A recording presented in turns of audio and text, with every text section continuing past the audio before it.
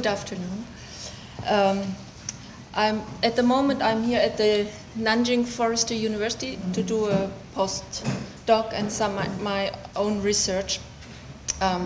In fact, following what I'm already presenting with the lecture. So I first present my lecture. Using scientific methods in the study of wood culture in East Asia, wood identification of Japanese and Chinese Buddhist sculpture. Talking about Buddhist sculptures means Buddhism. We have to say that Buddhism started in India 500 before Jesus Christ, and it spread over whole Asia and also to many parts, and arrived in China around the 1st and the 2nd century, and in Japan around the 5th century. I'm going to present now and with the spread of the Buddhism, you also have to consider the spread of Buddhist images of the sculptures. And let's start with Japan, so the end. And in wood identifications, look back on a long history in Japan. Already about 70 years ago, they started to do wood identification, and the Persian Kuharachiro, he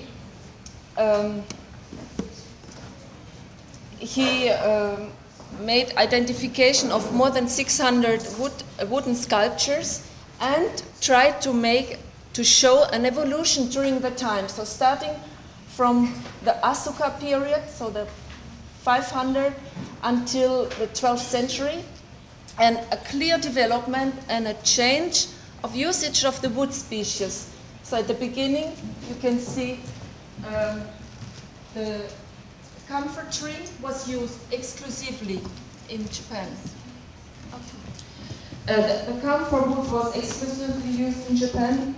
Then from the Nara period on, from the 7th century on, usage of Japanese cypress, a short intermediate of Torreya lucifera, and again Japanese cypress, which was the main species. Okay.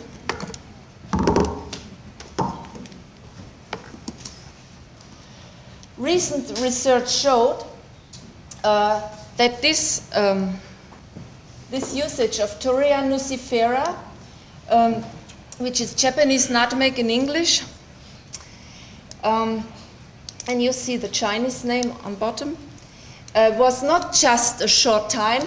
Recent research showed, research undertaken in cooperation with wood anatomists and art historians, that this Japanese nutmeg was used much longer. So that shows that it doesn't work. It was used from the 6th century, and it can also be seen on this plate. Okay, from here to here, and it showed that from this moment on, the Japanese nutmeg was much used, and it was at the same time that Ganshin or Jiansen arrived in Japan, which is an important date in Buddhist art in Japan. But what is our aim was to do the same research in China, to do wood identification of Buddhist sculptures, which have not yet been done on a large scale. So we got the sculptures from various museums in Europe or in the USA, and about more than almost 50 sculptures. We could take samples to do the wood identification. So we took the samples from hollowed out parts in the back or on the bottom of sculptures, made some microscopic slides, and Of course, we have to be careful. Some sculptures even show two species, like this one, showing in the upper part some Paulownia wood, or on the lower part some willow. So wood identification has to be done very delicately. We have to take very small samples, of course, in order not to harm the sculpture. Also the problem of parts which were deteriorated, and we see in the upper, this is the same tree species, but the upper part is the deteriorated. Some sculptures from Dunhuang, and of course they are very precious. They are in the Paris Museum, they are in the collection, and we were allowed to take samples only that small. You can see, so we had to put it into epoxy resin, and it was very difficult to identify. Finally, the result shows that there was one species used, Populus euphratica. You see the Chinese name before. Then Liquidamba formicana, Paulownia, Pautong, and Lime Tilia, and Salix, Populus, Buxus, and some Salicaceae. And some were could not be identified because the sample were too small. Of course, then we tried, of course we cannot classify the results too much because there were not so many, just 50 species. If we compare with Japan, there were over 600, but we just tried if we can find out. And so some in the Tang Dynasty, most of the sculptures were Populus. But of course, very careful, these data have to be treated very carefully. The Song Dynasty, some tendency of Paulownia, and yeah, so these have to be treated with care. But what we really can say, that between China and Japan, there's almost nothing in common. It's completely different. In Japan, we saw camphor wood, cypress, and this Toria, the Japanese nutmeg, were quite important, and in China, completely different. So this is one result we really can say, that in China and Japan, the wood species used for Buddhist sculpture are completely different. And then, what can we do more than saying this? This is not interesting enough to say it's different. We need to know more. So, we were looking to the criteria of wood selection, how the wood has been chosen. So, looking at the distribution of the tree species and some technical aspects, religious aspects or symbolic aspects. About the distribution, you know much better that forest vegetation. I don't need to talk about this. Then, just the wood species we identified, we roughly can say Populus euphratica is on the western part of China, and Tilia, Populus, and Salix are more northern situated, Paulownia more in the center, and also Liquidamba. And one sculpture was identified as a kind of ficus. We didn't get we didn't get a nice identification report, so we cannot consider this result. But I want to include it here because it would be interesting if a sculpture would be made from ficus. Then about some technical aspects, about the workability. So for example, Paulownia is a wood which is nice to carve. Also the Tilia is a wood very much used in carving. In Europe, it is a very much used also for sculptures. And boxwood is also typical wood for carving. About the durability, Paulovnia, of course, is a wood which is very durable, and therefore it could have been used also. It is an ideal wood for sculptures because the climate is very rough, and it is important that the wood is durable.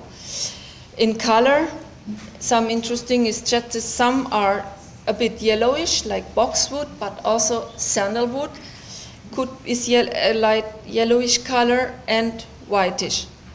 Just some ideas about some technical aspects. This should be much more, can be developed more.